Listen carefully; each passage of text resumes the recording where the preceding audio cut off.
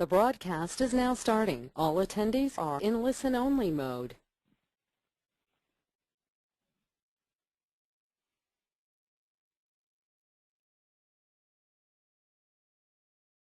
Welcome to the Mini Storage Messenger Self-Storage Webinar Series. I'm Robin Dodge, Circulation and Social Media Coordinator, filling in for Poppy Behrens, publisher of MiniCo Incorporated, and we're delighted to have you in the audience today. This is one of several informative webinars planned for self-storage owners, operators, managers, investors, developers, and other industry professionals. The focus of today's webinar is Getting Out from Between the Rock and the Hard Place, sponsored by Chamberlain Access Solutions. Chamberlain Access Solutions is a leading developer and manufacturer of integrated access control, site security, and facility management products and services for the self-storage industry worldwide. The Chamberlain Group Incorporated is the world's largest manufacturer of residential and commercial door operators, access control products, and gate operators. Today's presenter is Bill Rosenthal, Sales Manager for Chamberlain Access Solutions. Bill Rosenthal is the Sales Manager for Chamberlain, and prior to joining the company, he held regional sales positions with Honeywell Incorporated and the Home Depot, as well as business unit management positions with Honeywell and HD Supply. He holds a bachelor's degree from the University of Virginia and completed a 2-year management program sponsored by Honeywell at St. Thomas University in Minnesota. This year marks the 30th anniversary of the Mini Storage Messenger, providing the self-storage industry with in-depth news and information. Each issue of Messenger offers cover stories and feature articles on the most timely industry topics and trends. Monthly columns contributed by industry experts and accomplished business professionals address a wide range of topics including security, facility operations, technology, legal issues, legislative updates, construction, and development. We also publish a variety of other self-storage data sources like the ones you see listed. For more information, please visit ministoragemessenger.com. We invite you to submit questions throughout the webinar. Simply type your question in the question area and click send. Depending on the question, we will answer it privately or to the whole group. We will try to answer as many questions as we can during the question and answer period at the end of the webinar. This webinar is being recorded and will be available for viewing on demand from our archives at ministoragemessenger.com. Today's presentation should run about 45 minutes with the remainder of the hour open to questions and answers. And now I'd like to turn the presentation over to Bill. Good morning, Bill. Good morning, Robin. How are you? I'm doing great. How about yourself? I'm doing great. Thank you. Well, good morning and good afternoon to all of you. We're going to take the next few minutes and go through about 15 or 16 slides and talk to you about what's it like to be between a rock and a hard place and give you an idea of where Chamberlain is going and where industry partners who are both competitors to Chamberlain and partners to Chamberlain feel the direction where the industry is heading. And hopefully this will give you a basis or a feel for the way things are nationally, make you feel like you're not alone perhaps, and hopefully it will prompt you to put together a few questions that you'll pose to us at the conclusion of the slide presentation. So let's get started, and the first thing to do is, if I can get the slides working, is to show you how we look at you as a large corporation. Oh, we're going backwards, forwards, hold on. Well, Robin, I might need some help here. Okay, sure. One second. Let's get back. We want to get back to that first slide there? We do. Actually, we want to get to the second one if we can. The agenda? Keep going back. There we go. Okay. Hopefully it'll work fine from here. There you go. Okay. So at any rate, after that brief interruption, we look at you by customer types. Industry manufacturers and large suppliers divide you, our prospects and customers, into distinct categories. Like the Self-Storage Association, who has large owner groups and medium operator groups and small operator groups, we tend to think of our customers in terms of types. Accordingly, we approach you differently based on your needs and your business models. And if you look at the slide, obviously you can see the 4 different distinct types. Dealers, the people who install our products, national accounts and key accounts, and you would know those names yourselves. The end users to whom sometimes we sell direct under exceptional circumstances, and our international partners as well. As far as today's agenda is concerned, the agenda is really a starting point to what we thought we'd talk about. The slides that follow really do not address each of these topics directly. Instead, we're open to any topics that you, the audience, would like to discuss. So think of this as a town hall or an open forum where I'm just going to talk for a little bit, and then you're going to throw some questions at me and hopefully get what you need or what you expected out of this presentation. There's a lot of knowledge and experience on the line right now, and I promise you it's far more knowledge that resides between my two ears somewhere. You can see that the economy has been pretty tough the last couple of years. The industry is not a progressive industry, so we have to do things within the realm of what we've always known. And I think there's always a danger of equating experience with knowledge. What we've experienced is not always the right thing and may not be the right thing to do going forward, and we need to be open to that possibility. So the industry is changing. I think all of you have seen the expanded offerings that facilities are now promoting, from being miniature mailbox et ceteras to being wine storage locations to offering conference rooms even and vaults. Some companies are sending trucks out to people's homes, and once the people load their stuff, a driver returns to drive the belongings to the facility and unload them into a unit. So even the help yourself sort of mode is changing in a lot of different places. It's not necessarily a better model, it's just a different model, and differentiating yourself from your competitors has always been a priority among owners and operators. Some people just don't store their business units in their business assets in a unit. They actually run their businesses from their units. Legitimate businesses, not just meth labs. Hope everybody knows that was a joke. As far as business models that are changing, the customers we talked about earlier differ in their approach to customer service. Some REITs want more automation and fewer site personnel. Some say the customer service is the one untouchable area of their operation. It kind of drives us nuts sometimes as manufacturers. Do our customers want products to automate their operation or products that are more customer friendly to use? Developing new products is not a very flexible process, unfortunately, at least from a manufacturing standpoint.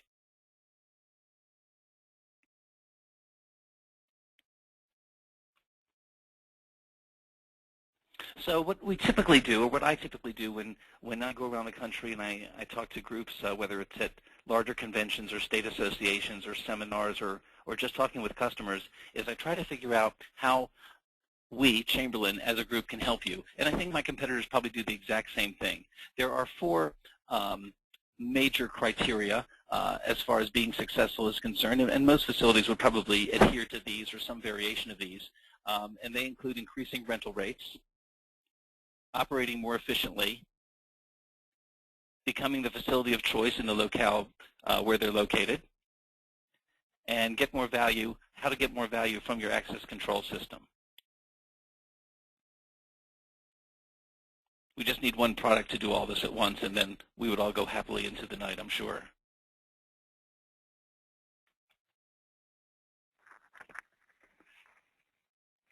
So what are we working on? You can see that we have a strong focus on wireless products. We're trying to get people to move away from the stigma of unreliable door alarms and get them to try new and improved radio frequency-based systems. Wireless keypads and wireless networking will enable you to place devices in the far reaches of your sites and expand your access control, your video, and your intercom systems without having to run wire across buildings or to trench underground. It's all about creating a wireless mesh that covers your facility. I know that in the sense that we started everyone off on a path when we talked about door alarms back in the 80s, and since then a lot of you have gone to marketing and advertising campaigns that say that we have door alarms. Well, most of the customers that come in your front gate, they take your word for it, because when they go to their unit and they look up in the upper left-hand corner of the door jamb and they see that little rectangular box, odds are they probably don't know that's a door alarm. Since we were able to convince everyone that that was the greatest thing since milk back then, moving to something that has proven to be less than 100% reliable is a huge leap of faith for you, our customers and prospects. But Chamberlain does believe that the wireless network is the way to go in the future. Chamberlain as a company, not just Chamberlain Access Solutions, my company, but Chamberlain as a worldwide entity is the leading manufacturer of radio-based systems in the world, and we're trying to bring that technology to self-storage.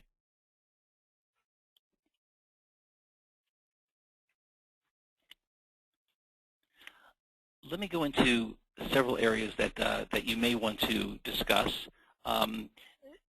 In talking about differentiation, which we talked about briefly before, site security is often cited as a differentiator in the market. It's also about providing your clientele with the most favorable and convenient amenities and making sure your technology enables that objective. A simple example would be the credentials you use to open your gates. Do you use a keypad in say, Duluth, Minnesota in the dead of winter? Wouldn't a proximity card or some Bluetooth-enabled device be better than rolling down your window in those circumstances? Having security alone may be essential, but a complete solution will capture the data you need to make the best decisions on site for your business. This could involve maybe a 60-second rental experience, for example, or just easing the rental process from renting online to providing gate access. One of the things that I've learned in talking to different customers around the country is that there seems to be a gap between people coming in the door and wanting to rent space and the time it takes that to actually occur and get them into a space where they can unload their belongings. So many people are trying different automated approaches, whether it's online, whether it's through some sort of countertop pay station, whether it's just being able to pay your bill at the counter rather than wait in line with several other people. There are a lot of ways that self-storage facilities are trying to make the customer experience a better one instead of a traditional one.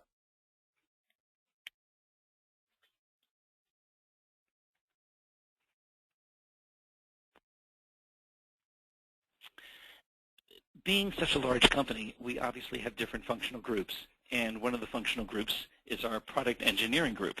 And once an idea becomes an agreed-upon development project, it moves from a pipeline to a roadmap where resources are dedicated and design and functionality are specified. If we think we can make some money, we'll authorize the development of a new product and expect it to be done in a certain time frame. Nothing costs less than $500,000 or takes less than 6 months. The overlock, which some of you may have heard of already, the overlock system took almost 2 years and $2 million to bring to market. I think if the world were a perfect place, industry leaders, which is what we like to call ourselves, although I'm not really sure what the measurement of that is, we like to think that we drive the market, but we don't. We're more reactive than proactive. So when you tell us that something would make your life easier, it's really important to us because intuitively we think we know, but more times than not we don't. Unless you tell us, it's hard to bring something from an idea to actual reality, or what we call from concept to conception. Not only do these products have to meet UL requirements, it also has to be compatible with regulatory agencies wherever we do business outside of the U.S. So this is a pretty big matzo ball that we try to handle. We also have a marketing department, of course, and my hope would be that we're meeting your expectations. Over the past few slides, well, actually over the next few slides, I'd like to share with you more of the functional groups. So we talked about engineering, now we're talking about marketing. It's a real challenge in this industry because if something isn't broken, we find that our customers and prospects are not likely to want to fix or change out to something, regardless of its age or whether it's the latest and greatest technology. This is a real stumbling block for us and one we struggle with every day. Ideas for new products and services, as I tried to intimate before, start with you, the self-storage industry. We listen to our customers when we have appointments, when we're at industry events, and we certainly hear you when you have a problem. This is not a shy industry, I promise you. Your input from these means is our guide to what should be created. In other words, how something grows from a simple idea to a developed product we market worldwide is very much in your hands. You just need to communicate that to us. We have a customer support and service group, and this group, as you can see on the slide, really has 5 major responsibilities in the sense that they determine when you call in if you're in a warranty situation or not. They also price out replacements and repair for you. They obviously offer technical support, which is so important. We do software revisions.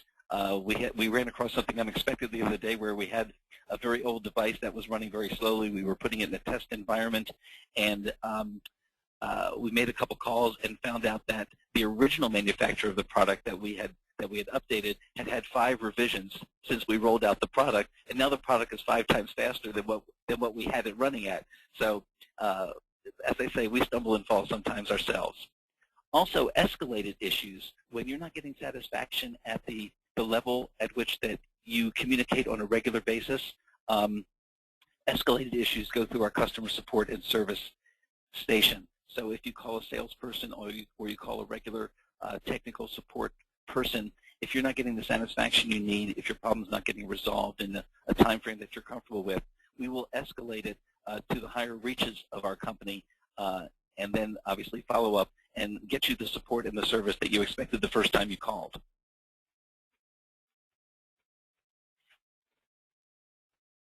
Obviously, we have a sales team, and obviously my competitors have a sales team. And one of the real unique elements of self-storage is that sales teams in our industries sell from cubicles thousands of miles away from where your facility is. It's always a revelation to me how my salespeople can make a $50,000 or $60,000 sale and never meet their customer.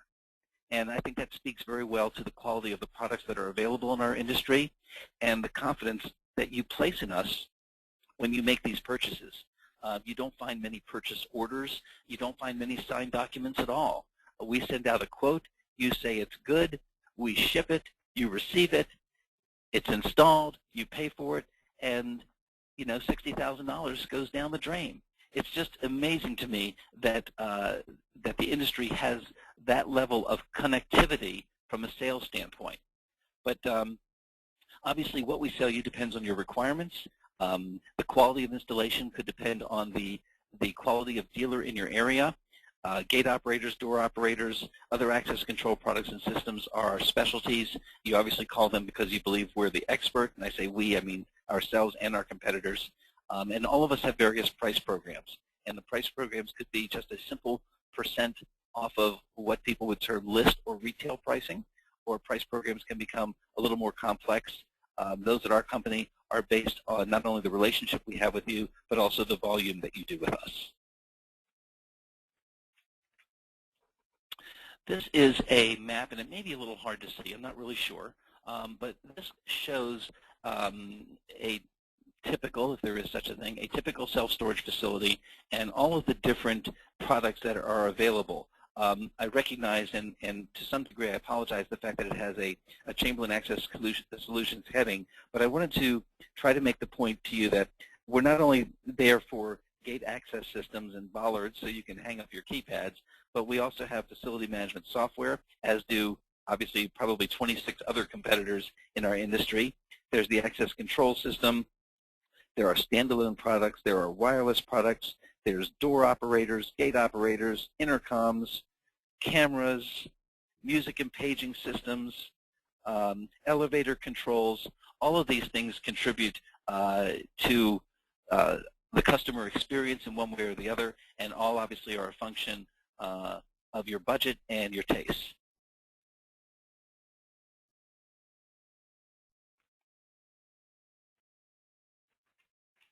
So in choosing to upgrade your facility, which is really really what people are doing right now, there is, I'm sure all of you are aware, next to no new construction going on.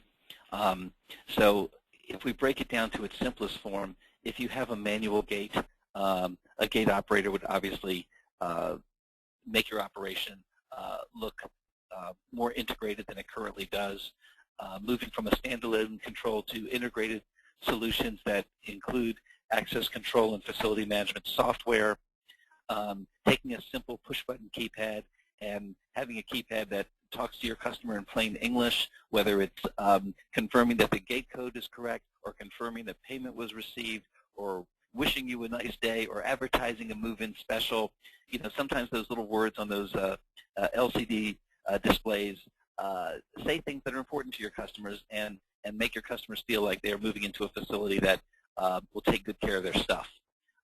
Instead of goosenecks, you can use bollards, and many people are comforted with site graphics because not only is it it gives them an opportunity to see the facility as a whole, just looking up and looking at a map, but site graphics enable your customers to know, if you choose to show them, which sites are which ones are rented, which ones are available. But just having the general layout gives them a sense of security, which is very important as well.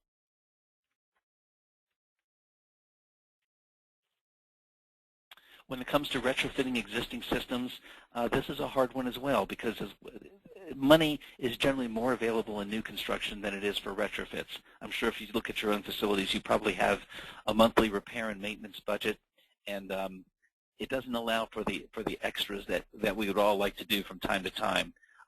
We talked about unit intrusion and adding alarms, and if I can be self-indulgent for just a moment, or adding our new overlock system device. Those sort of things are new and different, and separate you from your competitors. Adding cameras can be very effective if done so prudently and kind of in a startup approach, where you don't want to necessarily buy 16 cameras at one thrust, but you can certainly buy the basics of a camera system, evaluate the merit that it brings or the value that it brings to your particular facility, and then add later. I don't think it's a surprise to anyone that women make up a great percentage of our units, of our tenants, and their security is very important to all of us. Women seem to be more inclined to enjoying the warmth of music, especially when they're in a multi-floor facility, rather than just walking around on a concrete floor and just hearing the sound of their own footsteps. I have to tell you, as a man, that I'd probably like the music as well, although my taste is probably not the same as yours. RV storage. Many of you have RV and boat storage, and some of you have them connected to your self-storage facilities, and maybe it's in a separate area that you have to travel through the main self-storage facilities to get to the RV and boat storage. If that is the case, maybe you'd want to separate that off with its own keypad that may or may not report back to your existing access control software. Or you may want a door operator, so that if you used a device, say a remote device, like a remote control, if you wanted to click your way into that area, perhaps that same remote control, you'd like to open that RV or boat door. So that's available to you. Maybe you want to regulate what floor your elevators go to, and make sure that when a customer uses their card or uses whatever credential it may be, or simple touch of the keypad, that the elevator will go only to the floor that the unit is located on, rather than giving them free access everywhere. And of course, having monitors throughout the facility is anything to bring an element of knowing where people are, how they come and go in your facility, and your customers knowing that you know that makes for a very good combination.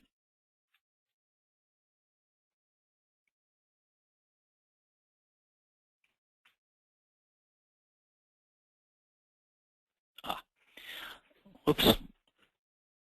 Okay. Maintaining the facility. We've talked a little bit about the fact that money is not easily available for existing facilities, but nobody wants to be surprised with a major hit or a major repair.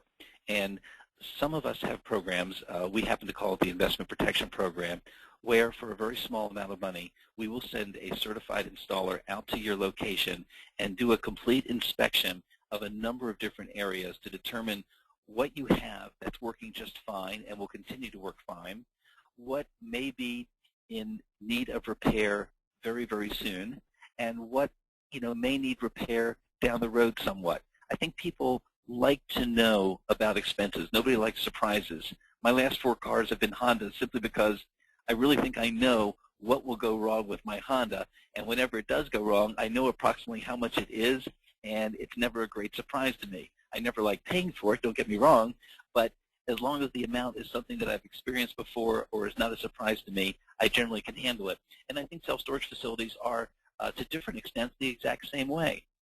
So these are things that we do to allow you to plan your budgets and know that what expenses are coming down the road, so that if you do have some discretionary money, you might be able to invest it back in your facility, knowing that from an operational standpoint, you should be good to go for several months to come.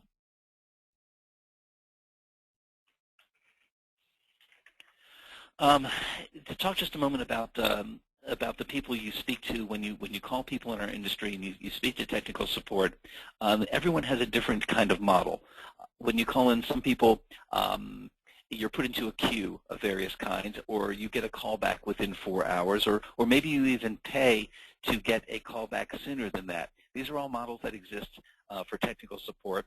Ours is a model where you get a live person, and you will speak to a live person in less than 3 minutes. Of course, you know, I don't want to be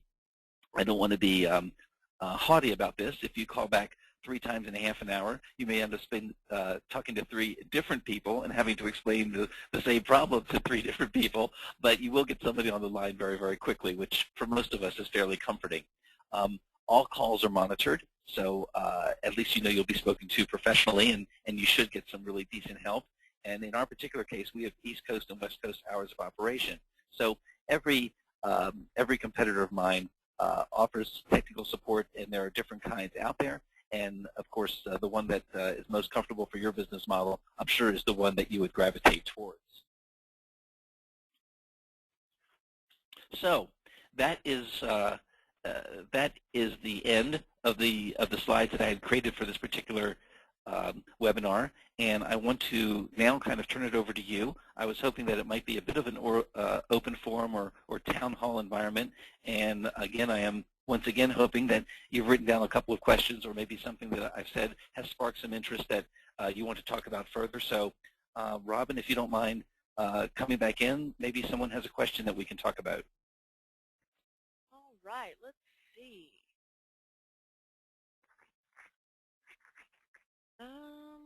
First thing, so what kind of trends are you seeing around the country as far as rates picking up? It's very different. Over the last 2 years, things have been pretty much the same in each region in the country. In the Northeast, for example, the Northeast has been affected less by the economy in self-storage than any other. The Northeast, and when I say the Northeast, I'm speaking from Maine, perhaps down to the northernmost point of the Mid-Atlantic area, maybe down to Maryland or so. They have been the most consistent performers and have outperformed other areas of the country. The Southeast has just been, I think, overbuilt is probably the only word that makes sense for the Southeast, particularly Florida. And I think I went to the Florida show a couple of weeks ago, and the people who were the largest player in those areas, both REITs and medium-sized operators and small operators, all raised their hands when we talked about who's contributed to the state of the economy in Florida. Everybody built while the going was good, and now everybody is reeling because of that oversaturation. The Midwest is struggling, but the Midwest often struggles as the weather does, and last winter was a particularly tough time for the Midwest, so they are not moving along as quickly as we'd like to see them come back. Texas is, of course, an entity of its own. I think secretly they've always wanted to be their own country anyway. But Texans are, they have a wonderful state show. They have a tremendous amount of what we would call key accounts. In other words, accounts that are headquartered in Texas and have multiple locations, both in Texas and in the surrounding region. Texas, we're beginning to see a little bit more life out of, and I hope that's a good trend to come. The Rocky Mountain area is not hugely populated with self-storage, although Colorado has a very consistent presence, and Utah may be one of the most up-and-coming states for self-storage, even though it's the home for Extra Space and other key accounts. Utah is really flexing its self-storage muscle. Washington is always a steady performer, the state of Washington. And California is a bellwether for everyone, because when California is rocking, everybody is rocking. And right now, they're not rocking. They're home to over 35 major and key accounts in our industry, and you know, they have the same problems that most of the rest of the states do. I often tease my West Coast manager because he has, I tell him that he has Washington, Oregon, California, and Alaska, and he always says to me, what about Hawaii? And of course I tell him, no, I've got Hawaii. All right. Looks like we have a couple more questions coming in here. Next is, what is required to convert traditional door latches to your new auto overlock system? And then looks like there's an addition to that, what is an approximate cost per door to convert to this system? That's a good question. Thank you for asking. There's always a relationship between volume and price. So what is required to install an overlock system would first of all have to be the XT control. And right now we want to get this system out to the public, and in many cases I am giving away the controls in order to get people to try the overlock system. The overlock system, a ballpark figure would be probably $100 per lock and probably $20 for a trained person to install it. So you're probably looking at about $120 per door, unless you're talking about a volume of maybe over 400 doors at the facility. At that point, I would want to negotiate a little bit and see how I could make it affordable. But the overlock's a very interesting device, and I'll talk about that for a moment because it might be interesting to more people in the sense that the overlock, for those of you that don't know, is just a device that we built. It's a wireless remote overlock, so you don't have to go out and do lock checks anymore. You don't have to go out and physically overlock anyone. You can do so from your office. And rather than become a commercial for overlock, I'll just hold it right there. But one of the things that we didn't anticipate to the extent that the customers are telling us, it's also adds an extra layer of security. It won't tell you when a door is opened or closed, but it will tell you when the lock has been engaged or the lock is not engaged. And people look at that and say, gee, do I buy door alarms, or can this overlock do the same function? And it requires some conversation because it depends on your business model. But I guess if I had to do it all over again and the world was a perfect place, I would make the overlock and door alarm one product itself, try and sell it for around $100, and take away all of the anxieties that people have had about RF systems, or that people have about RF systems, where most people have door alarms, but maybe some percentage, maybe 5%, maybe 10%, maybe 25% don't work, and they shut them off. So I guess the word I'm trying to say is that there is new RF technology out that provides a more stable environment. Overlock is our first product that provides that stability. Okay, looks like next question is, how does all of the metal in most facilities affect your wireless signal? And that's a great point, and not only is it the metal in buildings, it also depends on the environment around the buildings. I mean, I have one facility in Odessa, Texas, that has a huge cell tower right behind it, and you don't think that's fun for the owner. Believe me, I hear from him more often than I care to think about, but he's right, it's a problem. The new RF system, which is not compatible with existing RF door alarms, it's a completely different frequency, is stable. In fact, you need fewer repeaters than ever before. With the old system, metal does affect it. There's no question that there are any number of material and environmental factors that have caused a lack of confidence in RF systems. I don't know what my competitors are doing. We all recognize this as an issue. We are in the process of manufacturing new door alarms that we ourselves will make. Everyone in the industry buys their door alarms from somebody else and then builds them, or they buy the components from everyone else and then builds them. We want to do our own. I mentioned that Chamberlain is a world leader in radio technology, and the same technology that we brought with overlock, we now want to apply to door alarms. So we hope that the problem that we created in our urgency to make money back in the 80s and 90s, we can now come out with a next generation product that will ease those struggles. Okay. Let's see. What kind of distance can you get between your door alarm and a receiver without using a repeater? You can get up to 2,000 feet in the new system. So that's a tremendous change, and it's basically because the component structure of RF systems that we are promoting are different than older ones. And I don't want to be deceiving to anybody. Our older ones were as good or as poor as everyone else's out there. We all used the same technology. We used one front-end device and used as many repeaters as we needed to try to create this new network. Now we use more transceivers and repeaters, and transceivers are devices that are like front-end assemblies, except they can handle the control of data more freely, and they're more robust devices. So as a result, we hardwire more transceivers to the control, and then we run our repeaters out from each of those transceivers. Those transceivers can handle a maximum of 4 repeaters, and the fewer repeaters you need, obviously, I think the more comfortable people become. So the RF technology is just it's been a huge moneymaker for our industry in the past, but more and more people are just shutting down their door alarms because it causes as many false alarms. Once you get on the wrong side of a municipality, it becomes an expensive proposition as well, and we have just decided that we're going to try to change everyone's mindset and bring them forward with us. It won't be easy because, as I said before, this is not the most progressive technology-based industry in the world, but we are part of the group that created this issue, and we should be part of the group that resolves it. Okay, it looks like we're still having some questions come in here, but I have one more question right now. What are some of the larger state shows that you've been to, and what kind of information can you get there? The largest state shows, not necessarily in order, would be Texas, Florida, California is growing. California kind of went to a period where they were huge and then they were not so huge, and now they're trying to become huge again.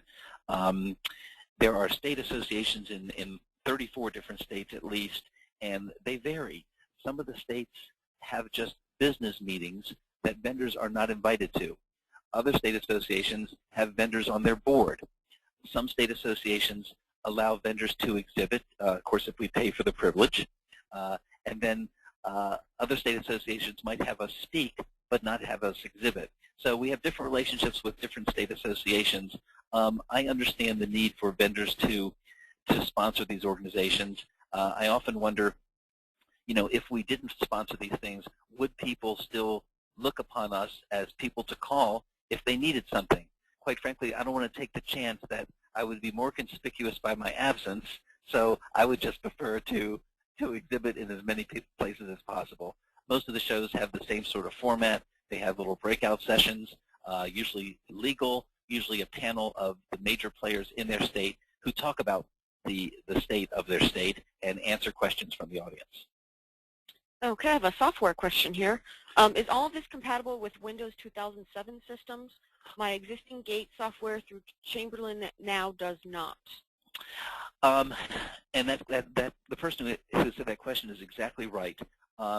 We did not, or we have not, I guess I should say, tested our Windows 7 compatibility with our older controls. We have tested it with the XT, and Windows 7 and the XT work just fine. But I'm sure the caller has a Falcon, or they have a Digi-Syscon or something where we have not officially published whether Windows 7 is compatible or not. And the bottom line is we haven't tested it. I do know of both Digi users and Falcon users that are working it with Windows 7 right now, but it is not with our blessing. And I think this is a function of a larger issue. Ever since Chamberlain acquired PTI and Digitech, it's my personal opinion that the industry has been looking for us to make a move of some kind from a branding standpoint. How do we honor the legacies of PTI and Digitech, yet still come out with Chamberlain products? And by the way, what are we going to do with the PTI products and the Digitech systems that have been out there so long and have worked so well? I think in the next 12 to 14 months, you are going to see Chamberlain make a statement by bringing out a new control. My hope is that it is backwards compatible with all of our old systems. That's what I'm pushing for. That's what our marketing people are pushing for. We just need to convince our engineering people, our customer service people, and a few others. But we need to stand behind the products that we acquired. And I think the Windows 7 compatibility issue is a major one that we have not fully addressed. I know it is not in our plans to address in the next 90 days or so, but I'm hoping an announcement will at least come out. And that's the most honest answer I can provide at the moment. Okay, next question is how can we get an information package on all the products you sell to the storage industry? There's a couple ways you could do it. One would be, of course, to access our website, chamberlainaccess.com. And the other would be to send me an email directly at brosenthal@chamberlain.com, or you can go to security. You can send an email to securitysales@chamberlain.com, and I promise each and every inquiry will be answered. Okay, well, it looks like that's all the questions we have. If there's any other additional information you'd like to touch on, Bill, I'm going to just turn it back over to you. Well, first of all, thank you for the opportunity to talk to all of you. I hope that for at least some of you, your reason for calling in has been accomplished. It's for the next. Let's see, we're in May now. Chamberlain is going to come out with new products in the next year. I think that's what a market leader does, and I think we're finally getting our grasp on what people really want to hear. The companies we acquired, PTI and Digitech, were two very different types of companies with two very different business models, and it has taken us quite a long time to really discover who we are and what we're good at. We only want to sell products that we can support competently and confidently. So we're just kind of getting to that point now. As far as the industry is concerned, the next year and a half could become it may be status quo for all of us until money is released more fluidly. The fact that new construction has shut down is probably a necessary market correction, but it's a killer for most of us. Occupancy seems to be going up, sometimes slightly in some areas, sometimes more significantly in others, but rental rates have not been able to rise. That's one of the things that I'm seeing and hearing. And until the rental rates stabilize to something closer to pre-2008 levels, I think that we are trying to make chicken salad out of chicken poop every single day. So if there are things that we could do as a company, or my competitors could do as a company, or the facility software people, people like CenterShift and others, if there are things that we could do to make your life better or more profitable right now, we'd like to know. At every one of these shows and national shows that I go to, everyone talks about the top line, getting more people in. Well, if you're a REIT, you can probably think that way because volume at some point does convert right down to the bottom line into profit dollars. But if you're a mom and pop or you're a small operator, you need more help now to make more profit because the top line may not change that much. So we need to do something to help you reduce your expenses. And if there are things that you know out there that we could create to help you reduce those expenses and bring some money to the bottom line, please tell us because we'd like to help you do that. And that's about all I can say, Robin. All righty. Well, thank you to everyone for attending today. We've provided you with some useful information to assist you in your investment or development endeavors. You will receive an email shortly with the link to the archived presentation, so be sure to watch your inbox for this email. Our next webinar will be held on Wednesday, June 9th, presented by the BSC Group and First Service Solutions. It will focus on CMBS loan workouts, modifications, and maturity extensions.